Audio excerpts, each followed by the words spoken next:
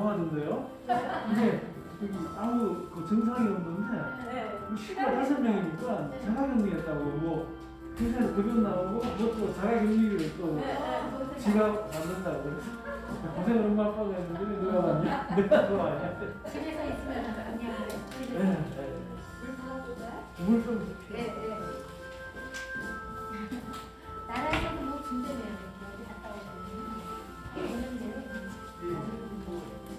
김뭐 크다 이런 거 쓰고 자가격리 끝나고 나니까 그것도 뭐 정부에서 자가격리를 우리나라에서는 하루에 거기에 들어가서 시설로 들어간 사람들은 또 반찬까지 가져갔다 나누고 힘든 사람들이 있더라고요. 하루에 뭐 10만 원. 인당 거기 회사에서 무슨 거야? 아니 그 회사에 급여는 뭐 어차피 자가격리 그냥 일을 하는 거니까 집에서 일을 하는데 그 정부에서 이제 그 정도 되면 식구가 5명이 식구가 1명이면은 뭐 4만 원, 3만 원, 뭐 이런 식으로. 예, 한 3만 원 정도 되는 거 같아요. 식구가 5명. 이주가 그냥 가정성에서 또 새로운 삶을 하셨는지 네, 아유.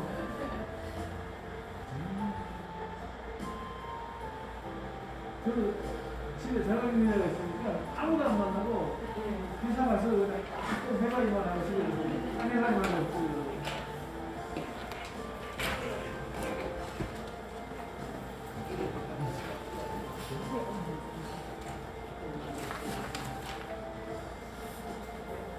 그냥 사무적 그리고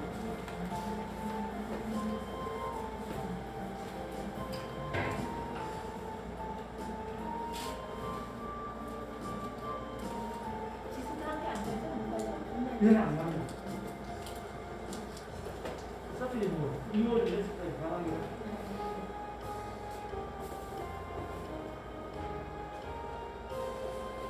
중학생이야 이제? 왜 오늘 중학생이 됐냐? 그러게 6학년 학교에서 제대로 못 가는.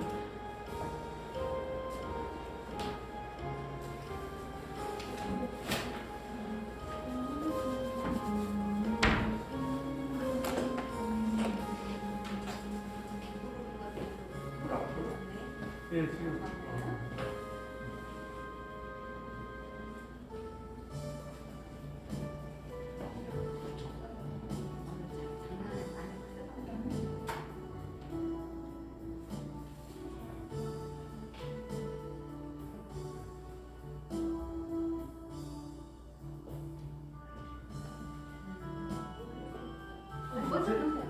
제가 물량을 원하서. 그럼 제가 예.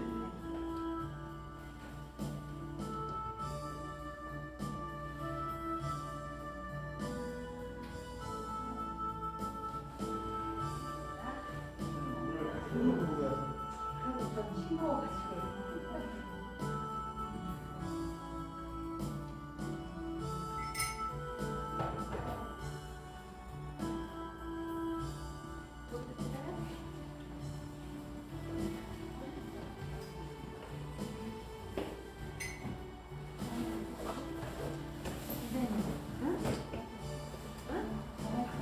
네.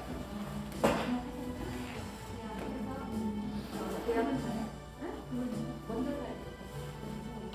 흰색 우리 다리가 있잖아요. 남편들 지나가지고 거기 학교가 있잖아요. 그 학교에서 보면 개천 그 다리 건너잖아요. 근데 큰 딸은 우리보다 한 달 빨리 가고 우리 이사 가고 둘째 딸은 6월 달에 기한이라서 우리 시어머니 10월 달에 우리 집 난리 우리만 가요. 만나는 뭐저갈 때까지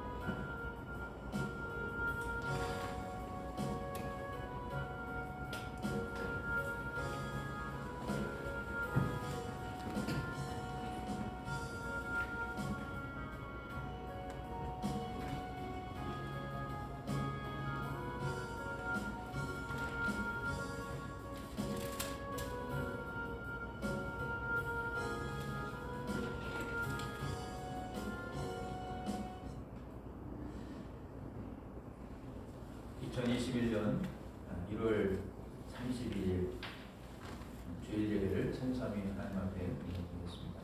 먼저 찬양하라 내 영혼아 함께 찬양하겠습니다.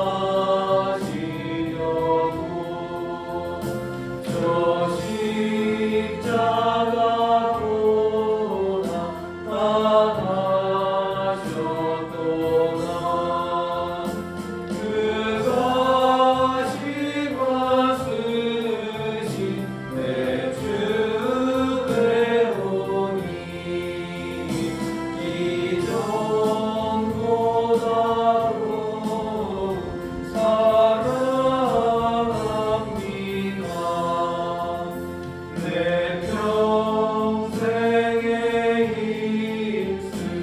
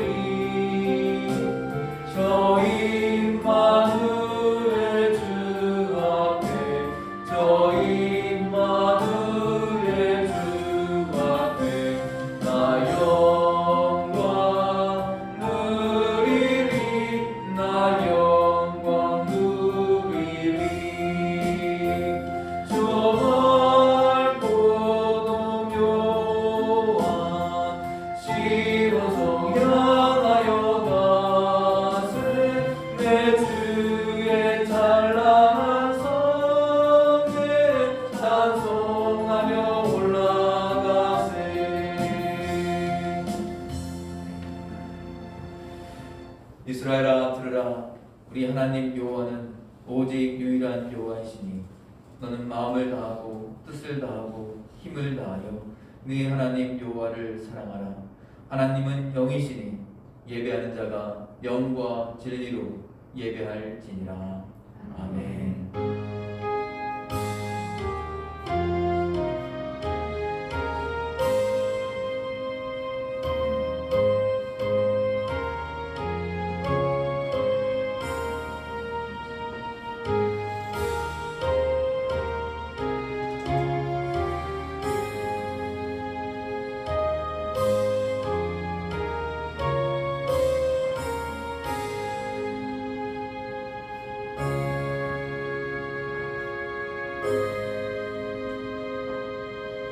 함께 사도신경으로 우리의 신앙을 고백하겠습니다. 전능하사 천지를 만드신 하나님 아버지를 내가 믿사오며 그 외아들 우리 주 예수 그리스도를 믿사오니 이는 성령으로 잉태하사 동정녀 마리아에게 나시고 본디오 빌라도에게 고난을 받으사 십자가에 못 박혀 죽으시고 장사한 지 사흘 만에 죽은 자 가운데서 다시 살아나시며 하늘에 오르사 전능하신 하나님 우편에 앉아 계시다가 저리로서 산 자와 죽은 자를 심판하러 오시리라.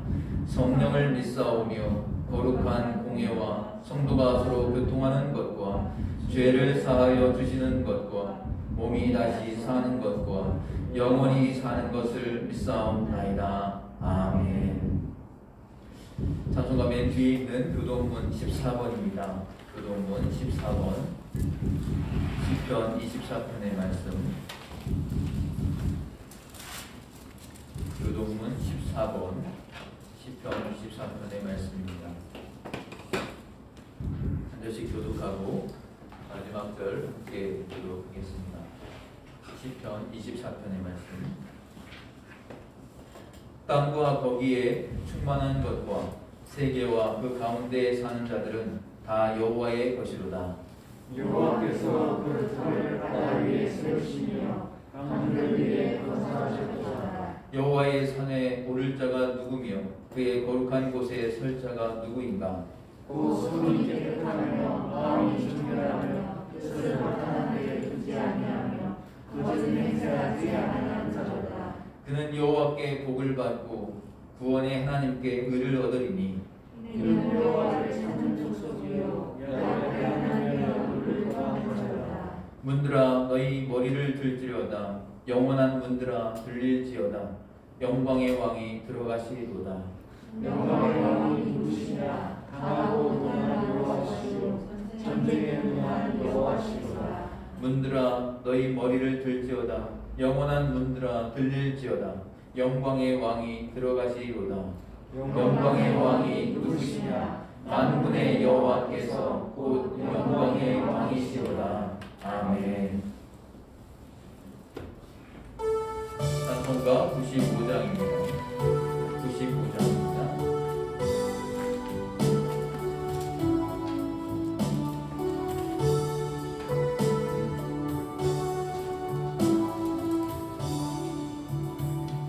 나의 기쁨 나의 소망 되시며 나의 생명이 되신 주 한낱 불러서 찬송을 드려도 늘 하신 마음 우리세. 나의 사모하는 선한 목자는 어느 꽃다운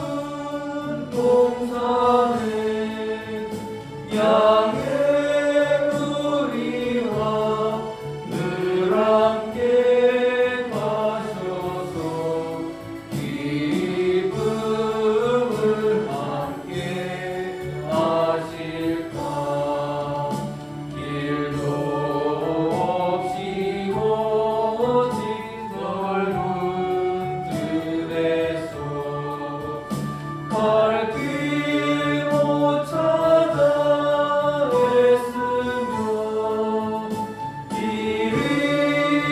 이리저리로 헤매는 내 모양 저원수 주로 하도다 주의 자비롭고 평안 얼굴 모든 천사도 반기며 주의 놀라운 진리의 말씀에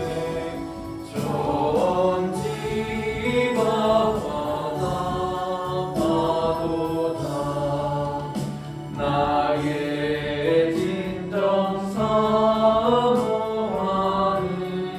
예수님 음성조차도 반갑고 나의 생명과 나의 장소망은 오직 주 예수뿐일세. 아멘.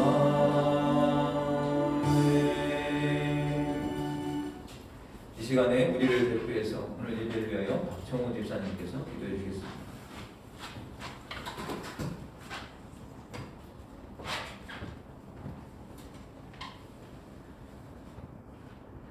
존귀하신 주님의 이름을 찬양합니다. 온 마음을 다하여 주의 이름을 찬양합니다. 좋으신 아버지 하나님, 전능하신 하나님의 이름을 우리에게 두시고 성전 삼아 주심을 감사드립니다. 코로나19 가운데서도 참된 은혜 교회의 모든 성도들을 지켜주시고 단 한 사람의 확진자 없이 이 시간까지 지켜주심을 감사드립니다. 교회가 교회다워지고 성도가 성도다울 때 세상에서 손가락질 받으며 업신여김을 받지 아니하고 영적인 권세가 살아날 것임을 믿습니다. 예배 드릴 때의 나의 모습과 세상 가운데 나의 모습의 달랐음을 회개합니다. 용서하여 주시옵소서. 기도를 쉬는 죄, 말씀에 게을렀던 죄, 다른 일을 정죄하며 판단하였던 죄, 예배를 소홀히 여긴 죄, 주님 앞에 낱낱이 드러날 나의 속사람에 감춰진 모든 죄들이 이 시간 주님의 빛으로 내 안에 모든 어둠이 드러나게 하여 주시옵소서. 주님이 싫어하시고 주님을 슬프시게 하였던 나의 모습을 보게 하여 주셔서 주님과에 막혔던 모든 담이 이 예배를 통하여 파쇄되고 무너지게 하여 주시옵소서. 주님 한 분만으로 만족함이 된다고 고백하며 주님의 발자취를 따라 걷는 주의 성도들 되도록 인도하여 주시옵소서. 작년 한 해 동안 이상기후들로 태풍과 호우들이 지난 10년간의 평균치보다가 3배가 높았다고 합니다. 이 땅은 점점 마지막 때를 향하여 가고 있음을 느낍니다. 어제보다 오늘은 하루 더 주님 오실 날에 가까웠습니다. 2020년보다 새로 맞이한 2021년 한 해가 더 주님 앞으로 다가갈 시간이 당겨졌습니다. 언제 오시더라도 이상하지 않은 시대가 되었습니다. 어제는 목사님의 말씀을 통하여 천둥 같은 주님의 음성을 들었습니다. 내가 하는 말을 들어라. 나를 찾을 만한 때에 찾으라. 그리고 나에게 돌아오라는 주님의 말씀을 들었습니다. 이 시대에 주님께서 주님을 떠나 있는 주의 백성들을 향하여 외치는 소리로 들렸습니다. 귀 있는 자는 주의 음성을 들으며 주님을 찾고 주께로 돌아올 것입니다. 참된 은혜교회의 모든 성도와 가정들의 귓가에 주님의 외침이 들려 그 부르심에 응답하는 복된 기가 다 되어 영광의 주님을 맞이하기를 소망합니다. 사랑하는 주님, 사랑하는 성령님, 사랑하는 아버지 하나님, 날마다 이 사랑을 고백하며 주님과 동행하는 우리의 삶이 다 되길 소망합니다. 가정마다 모든 필요와 상황을 알고 계신 주님을 온전히 신뢰하며 날마다 주님의 구원을 이루며 살아가는 주님의 복된 가정들 되게 하여 주시옵소서. 세상을 향한 그리스도의 편지로 향기로 소리로 각자에게 주신 사명을 잘 감당하며 살아가는 모든 참된 은혜의 교회의 성도가 되게 하시고 한국교회 성도들 되게 하여 주시길 소망하며 다시 오실 주 예수 그리스도 이름으로 기도드렸습니다. 아멘.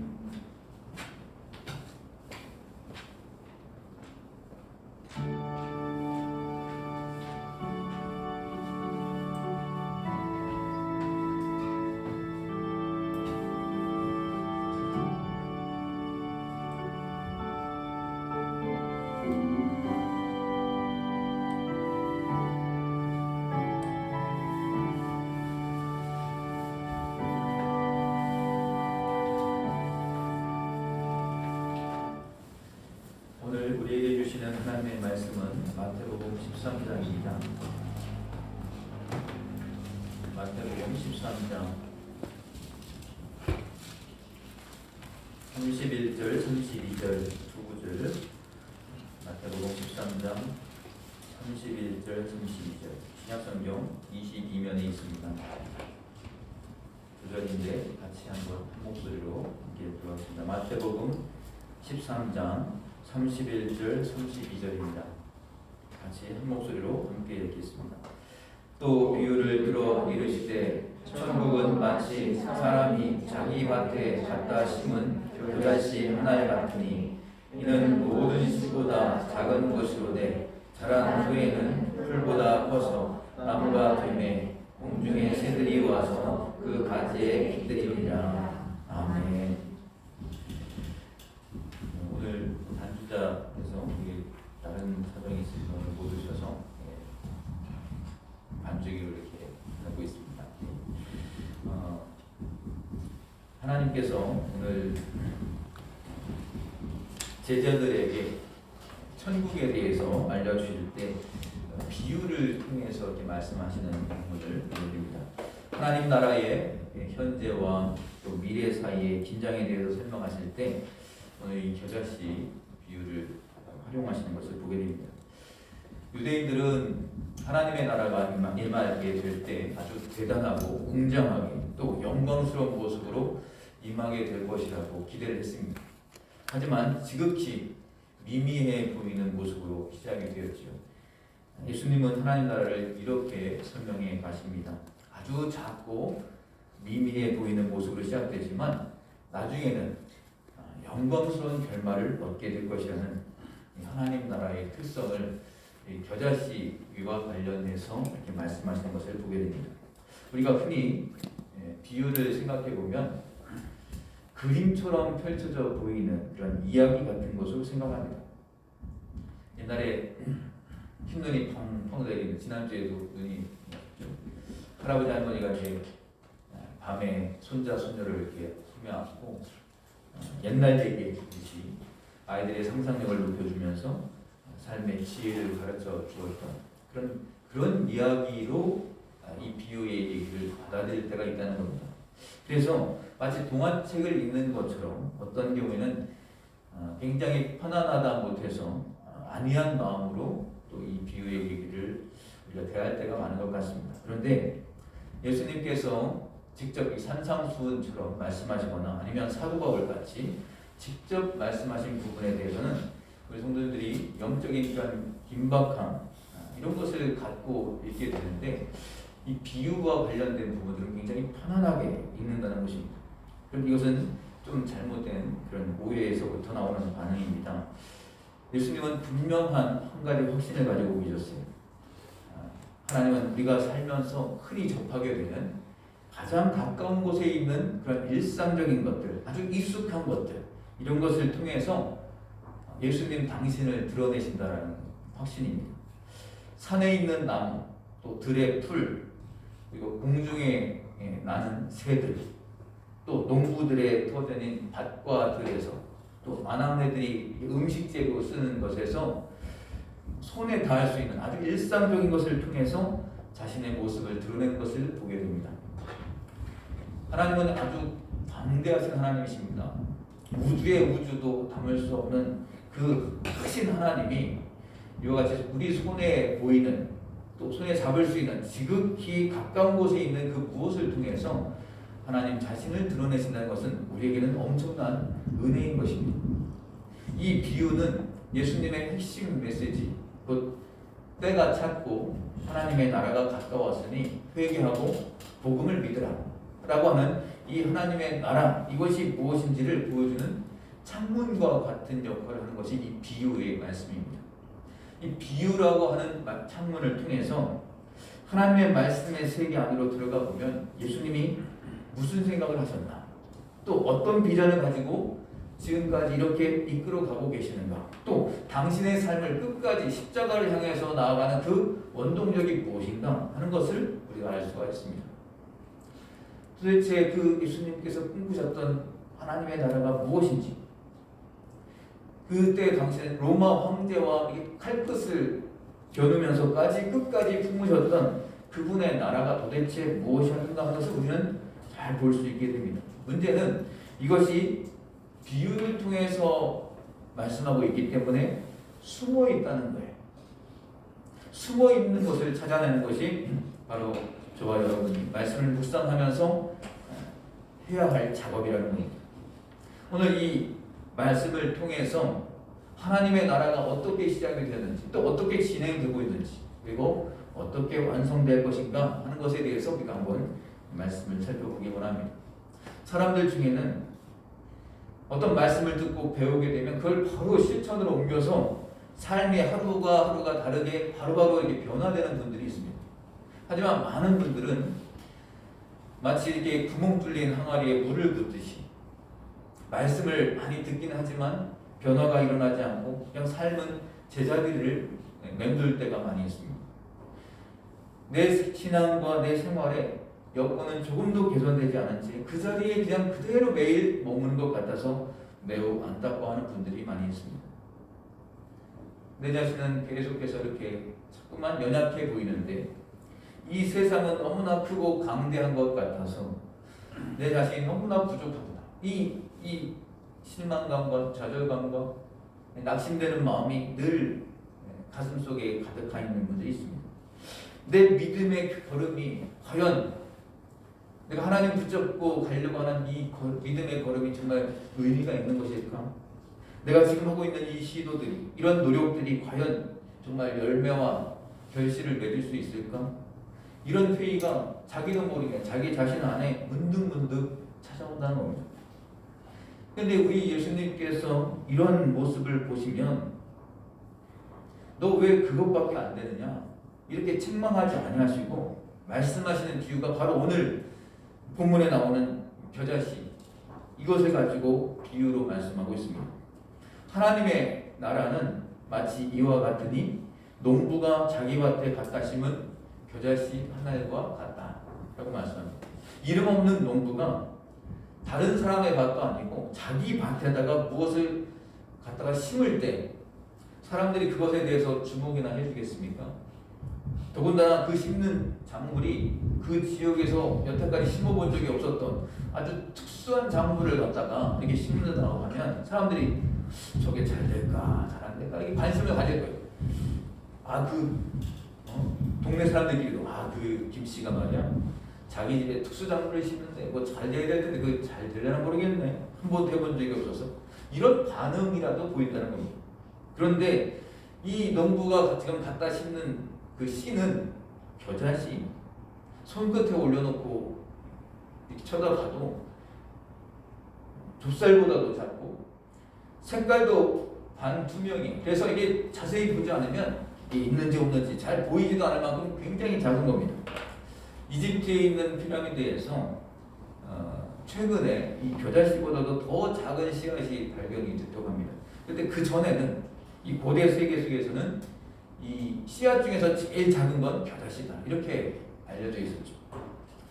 이 작은 씨앗을 다른 사람의 밭도 아니고 자기 밭에 갖다 심었으니 다른 사람들이 볼 때는 도대체 뭐 그 사람 밭에 무슨 일이 있는지 그 사람의 인생 속에서 무슨 일이 일어나는지 도무지 알 수도 없고 관심도 갖기가 쉽지 않습니다.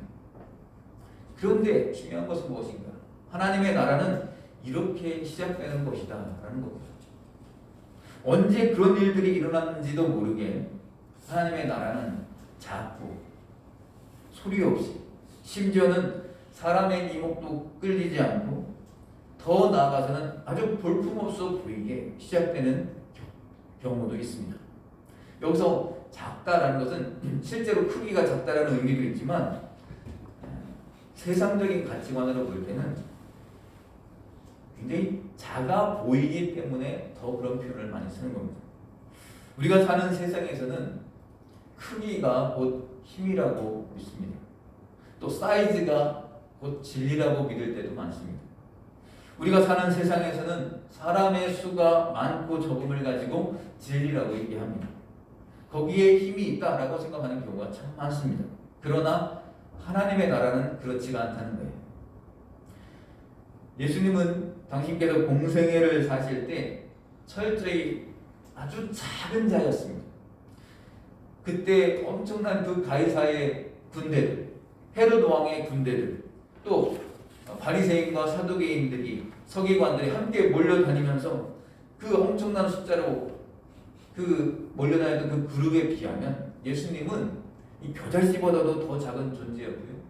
또 12제자들 이 겨자씨만큼도 못되는 아주 작은 무리였습니다. 그런데 시간이 지나면서 이 겨자씨가 자라가는 거예요. 갈릴리 나사렛에서 조용히 제자들을 불러서 하나님 나라의 일을 시작할 때 어느 누가 그것을 주목해서 보았겠습니까? 아무도 주목해보지 않았습니다. 그런데 그것은 시간이 지나면서 조금씩 커지고 세력을 얻어갑니다. 매년 하나님의 나라는 그 안에 생명이 있느냐 없느냐 여기에 따라서 결정되는 것입니다. 크기가 중요한 것이 아니고 숫자가 중요한 것이 아니라는 것입니다. 관건은 지금 내가 뿌리고 있는 이것에 생명이 있느냐 없느냐 이것이 중요하다는 겁니다. 여기에 따라서 하나님은 하나님의 일을 하시는 것입니다.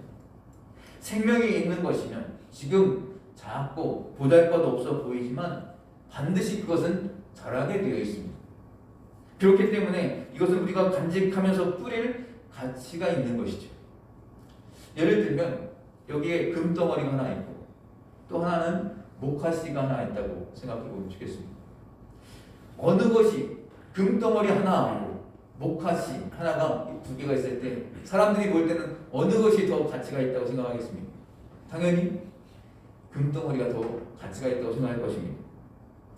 그런데 하나님 나라의 눈을 가지고 생각한 사람은 금덩어리 하나를 팔아서 그 돈 가지고 다른 사람을 도우면 굶어가는 10명을 살릴 수 있다라고 생각할 거예요. 그런데 목화씨 하나를 통해서는 추위 가운데 얼어 죽어가는 수많은 사람들을 살릴 수 있는 솜털이 거기에서부터 나온다라는 것을 보게 된다는 것이죠. 그래서 고려 말에 문익점 선생님이 원나라에서 이 목화씨를 들여오면서 그 붓뚜껑 속에다가 이 목화씨 몇 개를 넣어가지고 들어오지 않았습니까? 국경을 넘어서 오는 그 배 안에서 무슨 생각을 했을까요?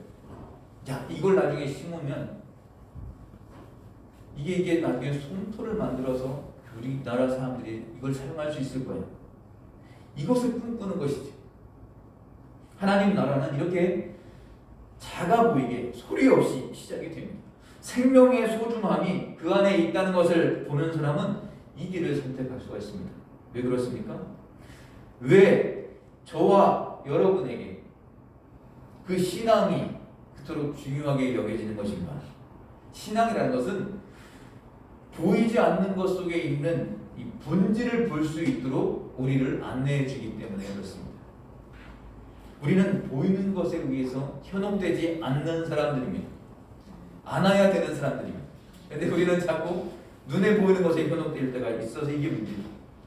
그렇기 때문에 이 신앙은 목화씨 속에서 미래를 보게 만들어주는 것입니다. 이 겨자씨에서 앞으로 일어날 일들을 보게 해준다는 겁니다. 어느 시인이 그렇게 말했습니다. 영적인 사람은 씨앗 하나를 손에 들고 새 소리를 듣는다. 이렇게 있습니다. 어느 이제 교회 목사님 교회에서 있었던 이야기입니다. 일생 동안 예수님 믿지 않았고 교회 나가지 않았던 한 분이 임종을 맡게 되면서 목사님을 초청을 했습니다. 근데 목사님이 이렇게 질문했습니다. 아니 선생님은 지금까지 이렇게 교회 다니시지 않았었고 예수를 믿지 않았는데 왜 저를 오라고 여기에 이렇게 오라고 와달라고 하셨습니까? 이렇게 물었더니 그분이 이제 어린 시절 얘기를 해주는 거예요. 초등학교 때 교회 가면 연필 준다고 해서 교회를 몇 번 다닌 적이 있다는 거예요. 근데 그때에 자기 귓가에 이렇게 들렸던 찬송가가 있었다는 거예요. 예수 사랑하심은 거룩하신 말일세. 예수 사랑하심은 거룩하신 말일세. 이렇게 찬송 있지 않습니까? 그 찬송가를 배웠던 기억이 있다는 거예요. 희한하게도 교회를 계속 나가지는 않았는데 계속 마음속에 그 예수 사랑하심은 그 찬송이 떠나지를 않고 그걸 들을 때마다 내가 언젠가는 교회를 가야 되는데 이 생각을 늘 했었다는 거예요. 근데 이제 생애 마지막 순간에 마지막 끝자락까지 이제 오게 되었는데 내가 죽기 전에 그래도 예수님 영접하고 가야 된다는 마음이 들어서 영지불구하고 목사님을 초청했다는 거예요. 여러분 이게 바로 하나님의 나라입니다. 초등학교 때 그 마음속에 심겨진 그 겨자씨 하나, 그 찬송가 한 곡, 그 앞에 한 단락이죠. 한 소절. 그러나 60년의 세월 그 세상 속에서 살아가면서 잊어버렸던 줄 알았는데 마음속에 여전히 살아남아 있다가 마지막 인생 끝에 그 씨앗을 싹을 틔우는 것이죠. 이것이 바로 생명의 역사이고 하나님의 역사이고 하나님 나라의 일이라고 할 수 있는 것입니다. 저와 우리 성도들의 마음속에 있는 지금 이 하나님 나라의 이 역사는 절대로 죽지 않습니다. 왜냐하면 그 안에 생명이 있기 때문입니다. 내가 지금 심고 있는 인생의 작은 겨자씨를 통해서 30년 뒤에 30-40년 뒤에 새소리를 듣는 그런 영적인 귀가 열리게 되기를 우리가 같이 한번 기도하는 것입니다. 그런데 중요한 건 뭐냐? 왜 이리도 아무 조짐도 보이지 않는가? 왜 나한테는 아무것도 보이지를 않는 것일까? 이게 중요합니다. 하나님의 나라는 어둠 속에 머무르는 시간을 통해서 자라납니다. 이게 하나님 나라의 특징입니다. 겨자씨가 농부의 손에 들려서 땅 속에 심겨져 있을 때는 그 겨자씨는 땅 속에 어두운 시간을 견디고 그것을 이겨내야 되는 거예요. 그래서 중력의 법칙을 거슬러서 역행해서 이 씨앗이 이제 위로 올라오기 시작하는 겁니다. 자라기 시작하는 겁니다. 당연히 싹이 눈에 보이기까지는 시간이 걸리는 거예요. 마찬가지로 내 인생의 이 하나님의 나라는 어둠 속에 머무는 시간을 통해서 자라가기 시작합니다. 이 시간은 때때로 굉장히 고통스러운 시간입니다. 그래서 영혼의 어두운 밤이라고까지 얘기할 수 있습니다. 괴테가 그런 시를 듣죠. 눈물 젖은 빵을 먹어보지 않은 자, 슬픈 밤을 한 번이라도 침상에서 울며 지내본 적이 없는 자, 하늘의 하나님이여 이들은 아직 당신을 알지 못하나이다. 이런 시를 썼어요. 이게 뭘 말하는 것인가? 내 인생에서 하나님의 나라를 빚어가는 사람일수록 그 사람은 반드시 어두운 밤을 경험하게 된다는 겁니다. 겨자씨가 아무리 생명력이 있어도 그는 땅속에 심겨져서 싹을 틔우기까지 어둠의 세월을 보내야 하는 것입니다. 우리 인생에서도 어둠의 밤을 지내야 어둠의 밤을 통해서야 내 인품이 바뀌어지고 영성이 새로워지게 됩니다. 이 어둠의 시간을 통해서 나는 조금 더 겸손해지고 더 온유해지며 고난받는 사람들 속에 있는 아픔을 비로소 이해하게 되어서 그들을 불쌍히 여길 수 있는 마음을 갖게 됩니다. 늘 나는 그냥 의로운 사람이다. 나는 죄 지은 적 없다. 이렇게 생각했는데 시험 속에서 자기도 감당할 수 없는 영역이 있다. 이것을 알게 되면서 인간에 대해서 불쌍히 여길 수 있는 마음을 갖게 될 겁니다. 바로 그 사람이 하나님의 영광을 드러낼 수 있는 삶으로 자라가는 그런 사람이 되는 것입니다. 우리 32절 말씀 한번 같이 한번 볼까요? 32절 같이 한 목소리 한번 읽어주시면 좋겠습니다. 시작. 이는 모든 시보다 작은 것이로되 사람은 풀보다 더 많은 공중의 새들이 와서 그 가지에 깃들이니라. 아멘. 예수님의 모든 비유에는 수수께끼, 미스테리, 이게 풀리지 않는 아주 중요한 단어나 한 구절씩이 있습니다. 비유라는 것이 원래 헬라어로는 파라볼로스로 다니는데, 파라라는 것은 옆으로 나란히 이런 뜻이고요. 볼로스라는 것은 던지다라는 뜻이에요. 그러니까 비유라는 것은 나란히 던진다라는 뜻이에요. 내 일상에 있는 스토리 속에 진리를 넣어서 듣는 사람들에게 던져 넣는다는 것입니다. 그렇기 때문에 이 이야기 안에는 한편으로는 사회적인 맥락 속에도 그 의미가 다 있으면서도 다른 한편으로는 하나님의 나라를 이 속에 넣어서 얘기하기 때문에 세상 나라와는 다른 하나님 나라의 비밀이 한 단어, 한 구절 이렇게 꼭 들어가 있을 때가 있습니다. 이것을 어떻게 푸느냐 하는 것이 굉장히 중요하죠. 근데 이게 어떨 때는 이 앞뒤 맥락이 좀 안 맞는 단어가 들어가 있는 것처럼 느껴질 때도 있습니다. 이 겨자씨 요 비유 두 구절에서는 나무라는 단어가 그런 의미입니다. 미스테리이고 수수께끼 같은 의미입니다. 이 나무라는 것이 바로 복음이라고 말씀드릴 수 있는 부분입니다. 겨자 이 나무는 원래 아시아에서는 한 1, 2m 정도 이렇게 자란다고 하고요. 중동 지역에서는 한 2, 3m 정도 이렇게 자라게 된다고 합니다. 이 과로 보면 잡과로 보여집니다. 소나무와 참나무 같은 이 트리가 아니에요. 이게 잡과입니다. 그런데 우리 예수님이 다 자란 겨자를 보고 뭐라고 말씀하시는가? 나무라고 표현하고 있다는 겁니다. 의도적으로 이렇게 말씀하시는 거예요. 여기에 복음이 들어있는 것입니다. 무슨 뜻인가 하면 겨자씨 같이 굉장히 미미한 존재인 우리가 품어서 자라게 한 그 겨자는 나중에 자라고 나면 세상 속에서 잡풀로, 잡목으로 그렇게 다루어지지 않고 나무로 이렇게 여겨진다는 거예요. 참나무같이 쭉쭉 뻗어나가는 나무로 다루어지고 그렇게 쓰임받게 될 것이라는 의미를 담고 있습니다. 자연의 이치로 치면 콩 심은 데 콩 나고 팥 심은 데 팥 난다. 이게 자연의 이치입니다. 그런데 하나님 나라의 법칙에서는 콩을 심었는데 풀이 아니고 나무가 되는 일이 생긴다는 거예요.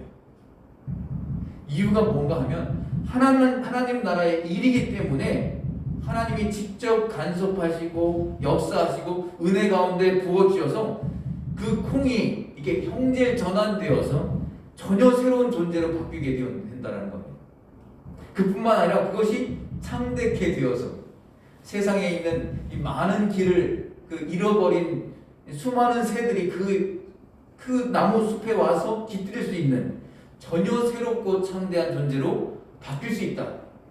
이것이 하나님의 나라라는 것. 이것을 아는 하나님의 비밀을 아는 사람들은 그래서 자기 속에 있는 지극히 작은 것을 작은 것으로 여기지 않는다는 겁니다. 그 속에 있는 놀라운 생명의 비밀을 보면서 세상은 이렇게 얘기합니다. 야, 그건 너무 작아. 그건 너무 초라해. 보잘것없는 거야. 이렇게 얘기할지 모르겠지만 그 사람은 이 작은 것 속에서 새소리를 듣고 크게 뻗은 나무를 꿈꾸면서 묵묵히 자기의 길을 걸어가는 것입니다. 바로 이것이 이 나무라고 표현되었을 때 이 놀라운 비밀이라고 얘기할 수 있습니다. 그 일을 하는 그 사람 자신도 마찬가지예요. 하나님 앞에서 서면 우리는 잡목이나 숲들과 다름없습니다. 세상에 있는 우리는 때때로 세상이 우리를 잡목처럼 잡초 다루듯이 할 수도 있습니다. 그렇지만 하나님이 보실 때는 하나님의 사람은 잡목이나 잡초로 다루어지는 사람은 한 사람도 없다라는 거예요. 그가 끊임없이 하나님을 향해서 자라가고자 하는 열망을 가진 자라면 그는 하나님께서 참나무나 소나무처럼 이 아름드리 나무처럼 그렇게 여겨주신다는 거예요. 그리고 공중의 새가 되신 우리 주 예수 그리스도께서 큰 믿음의 나무로 자란 내 인생의 둥지 속에 찾아오셔서 거기서 쉬시기도 하고 당신의 일들을 마음껏 펼치는 그런 역사가 일어나게 된다는 겁니다. 우린 지금 굉장히 작고 연약해 보일 수 있지만 우리는 이 세상을 살리는 자들이고 병든 사람이 병든 세상을 고치는 이들로 하나님이 우리를 사용하실 것이다. 이 사실을 견고하게 믿으시기를 바랍니다. 1889년 10월 2일에 호주에 있는 빅토리아 장로교회에서 파송한 선교사 두 사람이 있었습니다. 헨리 데이비스 목사님과 그의 누이였던 메리 데이비스. 이 사람이 낯선 조선 땅에 발을 딛게 됩니다. 이 헨리 데이비스 목사님은 어려서부터 선교사 되는 것이 꿈이었어요. 그래서 20살에 먼저 인도 선교사로 한번 나갔다 온 적이 있습니다. 근데 거기에 가서 이제 말라리아에 걸려서 다시 본국으로 돌아와서 치료를 받고 또 학업을 마치고 사회생활을 하는 중에 자기 처음에 마음은 인도로 다시 가야 되겠다라는 마음을 가졌지만 이 조선으로부터 온 어느 선교사님의 편지를 읽고 자기의 가슴이 이제 뛰기 시작합니다. 그래서 호주 선교사로서 이제 조선에 파송을 받습니다. 처음에 부산항에 내렸다가 서울로 올라가서 이제 언더우드 선교사도 만나고 이제 해외에서 온 선교사들을 만나면서 한글을 배우고 다시 부산으로 내려가게 됩니다. 주변에 있는 사람들은 다 배를 타고 부산으로 내려가라고 얘기를 합니다. 그런데 한사코 그것을 뿌리치고 육로를 통해서 전도하면서 부산 땅으로 내려가게 됩니다. 근데 인생의 마지막 한 주일 동안 아무것도 먹지를 못한 채 전도 여행을 하면서 결국은 천연두에 걸리게 되고 부활절 하루 앞둔 1890년 4월 5일에 목숨을 잃게 됩니다.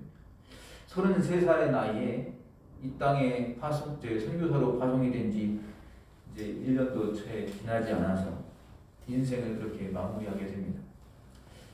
이 호주 교회의 조선 선교는 그렇게 끝나는 것으로 생각을 했었습니다. 그런데 이 누이인 메리가 오빠의 죽음에 대해서 쓴 편지를 호주 교회에 보냅니다. 헨리 데이비스 목사의 죽음을 그들이 이제 알게 되고 그 교회에서 절대로 이 죽음을 헛되게 할 수 없다.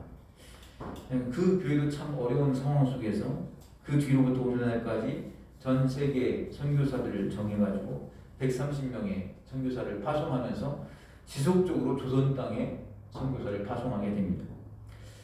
부산과 경남 지역을 중심으로 이 호주 교회에서 파송된 선교사님들이 활동을 했습니다. 가난한 사람들, 또 당시에 소외되어 있었던 여성을 돕는 사역들, 한센병 환자 돕는 그런 사역들, 또 근로자들 중심으로 해서 철저히 낮은 곳에서 선교를 하게 됩니다.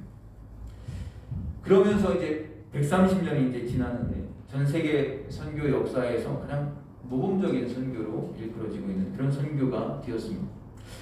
이 해외 선교사들이 우리나라에 처음 와서 했었던 그런 사역들, 또 그들의 죽음, 이런 내용들을 볼 때마다 정말 마음이 너무 뭉클하고 우리 마음속에 그런 도전을 받을 때가 있습니다. 하나님께서 정말 이 한국 땅을 너무나 사랑하시는구나 하는 것을 다시 한번 생각하게 됩니다. 그 사랑에 힘입어서 그 사랑에 순종하는 자들이 오늘날의 이 한국교회가 있게 만든 것이구나 라는 생각을 다시 한번 하게 됩니다. 우리가 이것을 기억한다면, 이것을 안다면 우리는 한국교회는 절대로 우리 하나님을 배반하면 안 된다는 겁니다. 하나님을 욕되게 하면 안 된다는 겁니다. 하나님의 나라는 이렇게 시작이 되고 이렇게 진행이 되고 이렇게 확장이 되어가는 것을 보게 됩니다. 작고 소리 없이 시작이 됩니다. 1년도 채 안 돼서 죽을 줄도 알지 못한 채 부산항에 처음 내렸던 이 헨리 데이비스 선교사와 그의 누이, 이분을 위해서 누군가 현수막을 만들어서 흔들어 뒀겠습니까? 아니면 fanfare가 준비되어 있었겠습니까? 이 두 선교사가 부산항에 첫걸음을 내밀 때는 아무도 인지하지 못한 채 시작이 되었습니다. 그리고 그 시작을 통해서 결국은 선교가 진행이 되어 갔지만 그 선교는 아주 칠흑 같은 어둠의 밤을 지내야 했다라는 겁니다. 부산으로 내려가면서 전도를 하는데 이 선교사가 일주일 정도를 아무것도 먹지를 못해요. 그 보는 사람들이 어떻게 생각했을까요? 저 사람이 지금 뭘 먹었을까? 왜 저렇게 하고 갈까? 이런 생각을 하는 사람은 아무도 없었을 겁니다. 저 양코쟁이 하면서 노란 머리 또 파란 눈 이제 약 올리고 조롱하기나 했겠지 그 사람에 대해서 누군가 관심을 가지고 있는 사람은 없었을 겁니다. 그가 굶고 있는지 무슨 상황인지 조선에 있었던 그 당시의 사람들은 아무도 관심을 가지고 있지 않았던 것입니다. 그렇지만 그 사람은 끝까지 조선을 향한 당신의 마음을 놓지 않았다는 겁니다. 그렇게 그분이 그런 죽음을 맞이하게 됐을 때 모든 것은 다 끝난 줄 알았다는 겁니다. 하지만 그 죽음이라는 어둠 속에 머무르는 시간을 통해서 오히려 호주의 그 교회의 선교는 새롭게 일어나게 되었고 하나님의 나라의 역사는 다시 자라가기 시작했다는 겁니다. 그렇게 뿌려진 이 생명의 씨앗이 오늘날 한국교회의 한 축을 이루게 되고 한국교회가 전 세계 속에서 가장 유력한 교회가 되는 믿음의 거목으로 자라가게 되었다는 겁니다. 선교에 대한 얘기를 지금 정리하면 우리들의 모든 삶에 있는 하나님의 나라는 항상 이렇게 시작이 되고 진행이 되고 완성이 되어 간다는 겁니다. 우리들 중에 내가 하는 이 작은 몸짓이 무슨 큰 일을 만들어낼 수 있을까? 내가 지금 뿌리고 있는 이 작은 씨앗이 무슨 의미가 있는 결과물을 이루어낼 수 있을까? 만일에 그런 생각이 드신다면 그 생각을 아시는 하나님의 마음속에는 굉장히 속상해하는 마음이 있으실 거예요.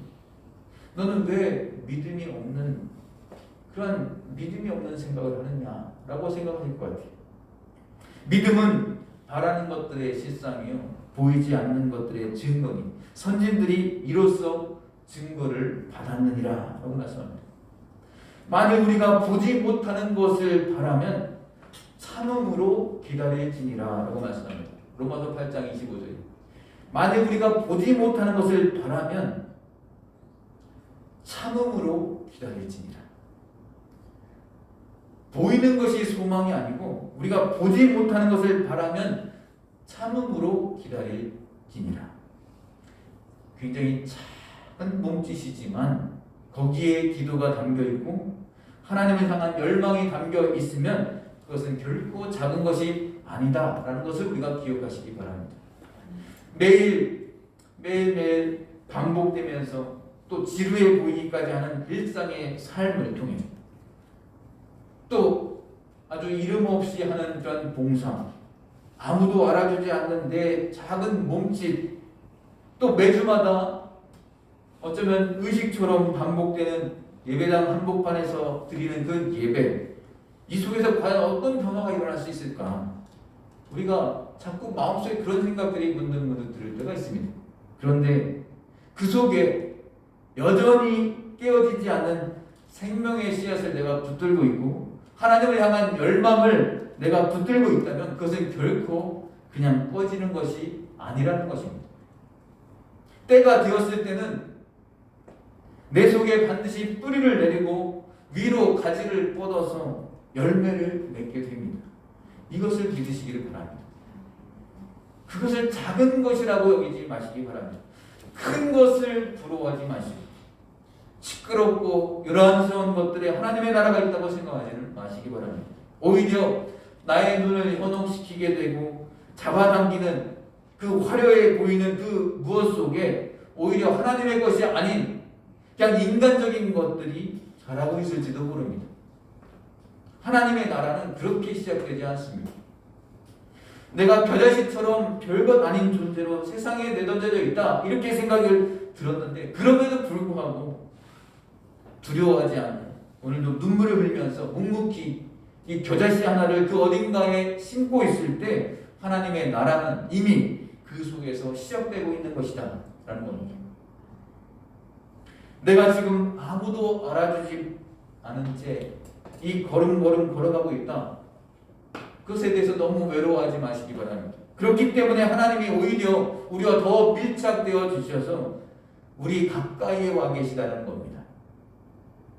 처음 신앙생활할 때는 이 천국이 크게 와 닿지 않지만 믿음이 쌓이면서 천국에 대해서 점점 더 큰 많은 소망을 갖게 됩니다. 그뿐만 아니라 일상의 삶에서 천국이 시작되고 그 천국의 영역은 점점 더 커져갑니다. 우리의 삶 속에 천국이 확장이 되면 주변 사람들까지도 그 영향을 받게 되는 것입니다. 천국은 그렇게 조금씩 커져가는 것이다 라는 것을 다시 한번 기억하면 좋겠습니다. 이제 말씀을 맺겠습니다. 하나님의 나라가 이 농부가 자기 밭에 겨자씨 심듯이 다른 사람이 볼 때는 아주 작고 소리 없이 아주 미미하게 시작이 됩니다. 그 스쳐가는 귓가로 들었던 그 예수 사랑하심은 그 찬송가 하나, 그것이 60년이 지나서 한 사람의 영혼을 죽기 전에 하나님께 터닝하게 되는 그런 놀라운 능력이 된다는 것을 누가 알았겠습니까? 그런데 하나님의 나라는 늘 그렇게 시작이 되고 진행되는 것입니다. 스쳐 지나가는 듯한 이웃 사람들, 직장에서 만난 사람들, 세상 속에서 일로 만난 것 같은 사람들, 그 사람들을 위해서 마음속으로 우리가 함께 기도하고 있을 때 그분들 그 작은 겨자씨 하나를 자기 밭에 갖다가 심는 사람들이 바로 그런 분들입니다. 어떻게 이런 분들이 의미가 있을까? 반드시 그 의미는 있게 되고 그 씨앗은 자라가게 되어 있습니다. 때가 되었을 때는 열매와 결실을 하나님이 주십니다. 그 이유가 무엇인가? 그 사람 마음속에 하나님이 살아계시기 때문에 그렇습니다. 우리가 변화를 꿈꾸면서 오늘도 내 인생의 밭에 겨자씨를 심을 수 있게 되기를 바랍니다. 돌아오지 않는 남편을 위해서 기다리는 분들이 있습니다. 기도하는 분들이 있습니다. 믿음이 자라지 않는 가족을 위해서 부르짖고 있는 그런 분들도 있습니다. 사랑하는 내 자녀를 위해서 속상해하며 주님 앞에 어두운 밤을 보내고 있는 분들도 있습니다. 소명의 끈을 붙들고 내 인생의 한복판에서 그 소명을 놓치지 않는 분들이 있습니다. 우리 주님께서 너는 지금 겨자씨 하나를 내 인생의 밭에다가 심고 있는 것이다 이렇게 말씀하시는 거예요. 아무도 그것에 대해서 기억해 주지 않고 주목해 주지 않지만 자란 후에는 풀보다도 훨씬 더 커서 나무가 되는 그날은 반드시 올 것이다. 내 믿음의 걸음을 계속 걸어가기를 원한다. 이렇게 하나님 말씀해 주실 겁니다. 그 믿음의 길에 견고히 서게 되셔서 내가 지금 손에 쥐고 있는 이 아주 작은 이 겨자씨 하나를 통해서 새 소리를 듣는 그 영의 귀가 열리게 되는 저와 여러분 되시기를 주님의 이름으로 축원합니다. 우리 함께 오늘 주신 말씀 기억하면서 우리 찬송하면 좋겠습니다. 찬송가 453장 예수도 알기 원하네 함께 찬송을 하도록 하겠습니다.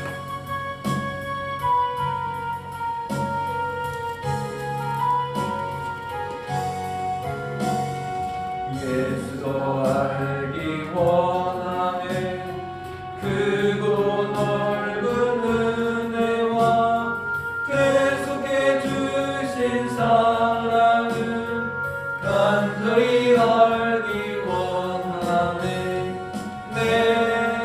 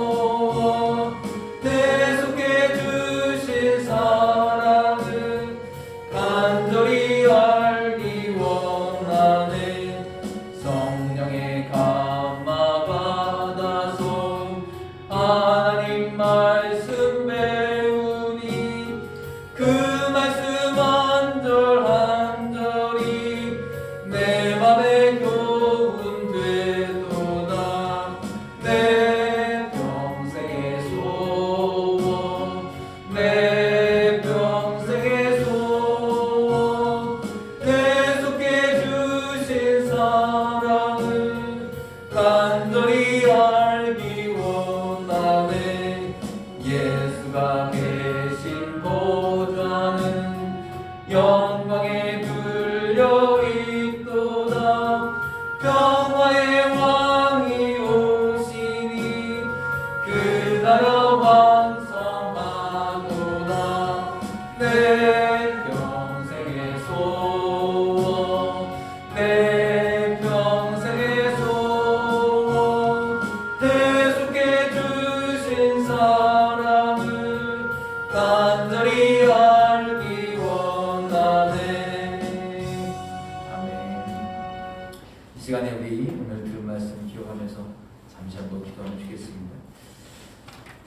하나님 앞에 기도할 때 오늘도 내 인생의 밭에 작은 겨자씨 하나를 심을 수 있도록 하나님 도와주시옵소서.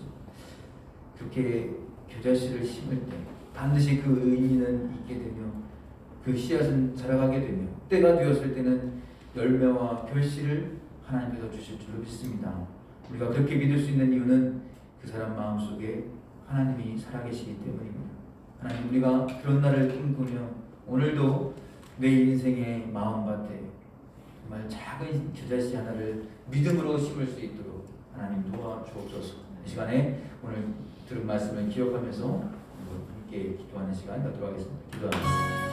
하나님 아버지, 이 시간 주님 앞에 앉아 기도합니다. 하나님, 내 인생의 가운데 지금 당장에 보이지 않고 굉장히 미미해 보이고 하나님 아버지 작은 것이지만 하나님 인생의 마음밭에 믿음의 겨자씨를 하나를 심을 수 있는 그곳가 될 수 있도록 주여 도와주옵소서. 그것이 당장 눈에 보이지 않는다 할지라도 정말 어둠의 시간들이 필요하다 할지라도 그것을 믿음으로 하나님 아버지 참고 견디며 하나님 아버지 그것이 자라날 때까지 그 믿음의 씨앗을 키울 때까지 기다릴 수 있는 우리가 될 수 있도록 인도하소서. 이렇게 작은 것에서부터 하나님의 나라가 시작됨을 우리가 다시 한번 기억하게 하시고 하나님 아버지 그 하나님의 나라를 꿈꾸며 하나님 아버지 나중에 그 씨앗이 더 커져서 하나님 정말 나무를 이루고 하나님 그 나무에 정말 수많은 새들이 와서 깃들고 또 꽃이 쉬고 안식할 수 있는 그런 정말 아름다운 그 나무가 될 수 있다는 사실을 우리가 꿈꾸면서 하나님의 나라가 더 하나님 아버지 확장되어지고 커져갈 수 있도록 하나님 도와주옵소서. 하나님께서 오늘 주신 말씀을 기억하면서 우리 주위에 있는 사람들에게 또 우리의 삶의 도전 가운데 하나님 아버지 정말 황무지와 같은 곳에 믿음의 씨앗을 심을 수 있는 우리 모두가 될 수 있도록 하나님 도와주옵소서. 하나님과 함께하여 주옵소서. 하나님 아버지 감사합니다. 자기 밭에 심은 겨자씨를 누가 관심이나 가지겠습니까? 그러나 하나님이 관심을 갖고 지켜보고 계심을 우리가 믿음으로 받을 수 있도록 도와주옵소서. 우리 하나님의 시선이 거기에 집중되어 계시기 때문에 때가 되었을 때 그것은 하나님의 은혜와 섭리로 자라가게 되고 그것은 열매를 맺게 될 때 그것은 더 이상 잡목이 아니고 정말 아름드린 나무로 주님께서 자라가게 하여 주실 줄로 믿습니다. 우리가 그 믿음에 견고히 서게 하여 주시옵소서.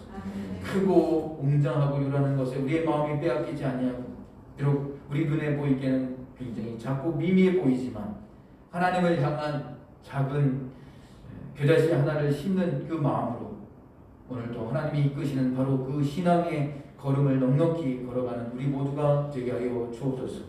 감사드리며 이 모든 말씀 예수님의 이름으로 기도드리옵나이다. 아멘.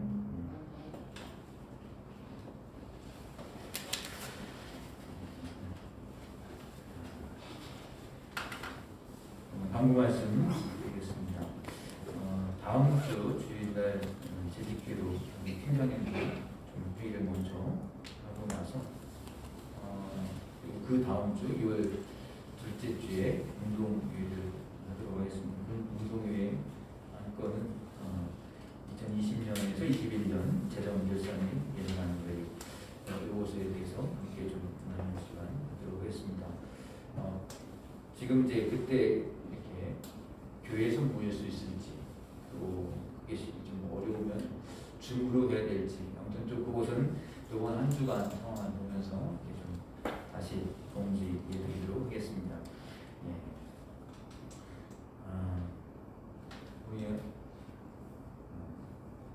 안희 집사님께서 또 이렇게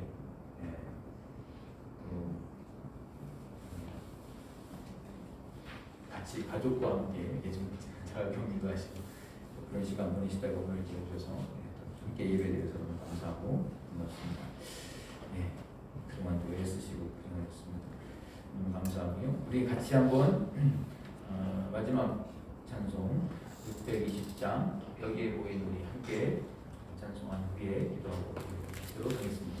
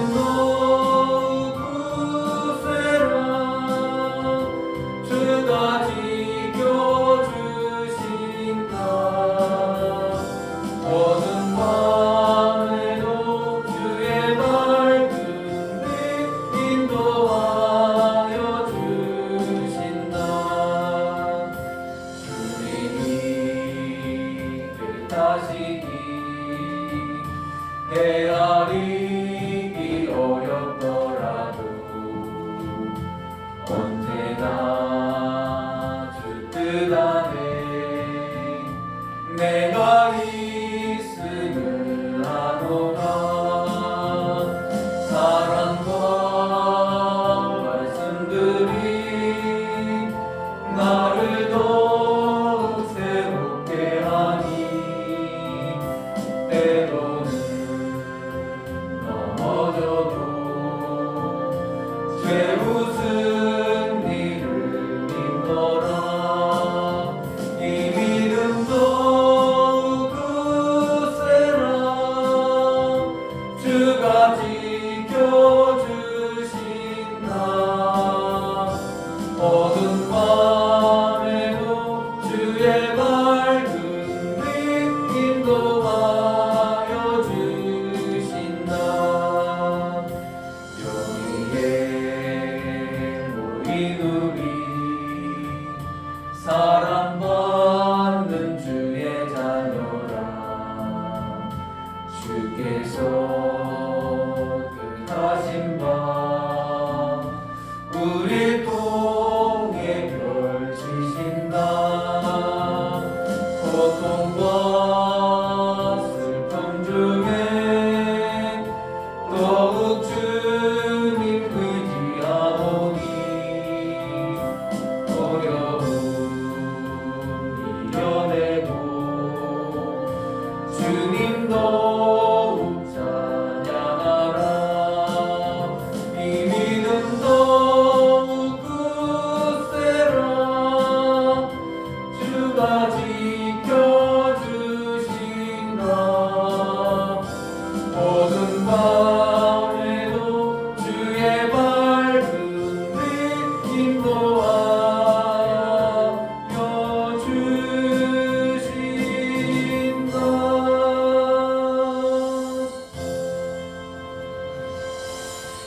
기도하겠습니다. 하나님 아버지, 한국교회가 10여 년 전만 해도 선교사 파송 숫자가 전 세계에서 2위를 차지하고 정말 몇 년 전만 해도 인구 1,000만 명의 기독교인이라고 자랑하던 때가 있었습니다. 그러나 지금의 한국교회의 현실이 너무나 초라하고 사회적으로 비난과 멸시와 조롱의 중심에 서 있는 것이 우리의 현실입니다. 빛과 소금의 역할을 감당하여내지 못했고 또 하나님 말씀대로 이 땅에서 제대로 살아내지를 못한 죄, 정말 하나님의 이름에 먹칠을 했던 우리의 죄를 용서하여 주시옵소서. 지금의 모습으로는 정말 선한 영향력을 끼치기가 쉽지 않음을 인정하면서 하나님의 긍휼을 구합니다. 하나님 이 나라 정말 한국교회를 하나님 살려주시옵소서.